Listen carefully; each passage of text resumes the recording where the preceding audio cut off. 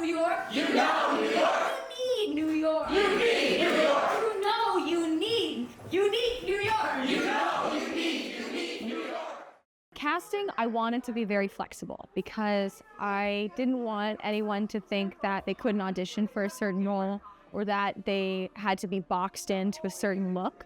Midsummer is one of those fluid shows where you really can take it any way, and as long as whatever choice you make, you can defend and explore, that's all you need to do. It was just like an amazing audition process. We first had an initial audition, and then from there on we had a dance call for fairies, and then we also had a dance call for the regular cast. The audition paralleled the entire rehearsal process. Everybody's throwing like ideas on the board, and everyone's just like being like, oh, I think this, and oh, I have this like little backstory thing, and oh, I think this about your character.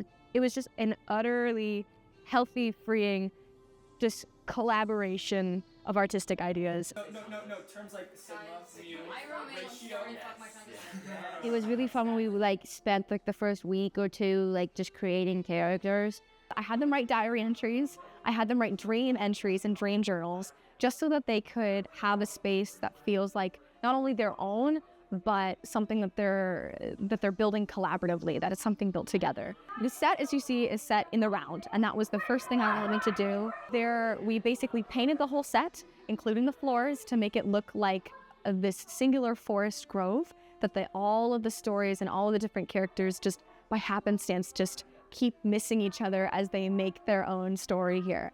I wanted the grid to be canopied in like leaves and flowers, and that happened, and I was like, oh my gosh, it really looks like a forest in here. Where the main lovers and the royalty and nobility of the Athenians are very black and white, the mechanicals, we get to have a little bit of color. The best advice that I've ever gotten is to just breathe. You just have to just like keep telling yourself that it will eventually work out. You will audition and not get a role, and then you'll feel awful, and then you just gotta do it again and again and again, and the hardest show to get into is your first one. Your superpower is going to be how much you care, and it's also going to be like your weakness. Students don't really get to access a lot of Shakespeare's work aside from a textual point in class. I was like, why can't we do Shakespeare now? It really does allow people to, I think, explore something that seems intimidating, but actually is, it opens the floodgates to this wonderful world of creativity and flexibility. I think there's something really awesome about just creating art with your peers. There's not like a hierarchy. I mean, sure, we have positions and stuff, but it feels very collaborative.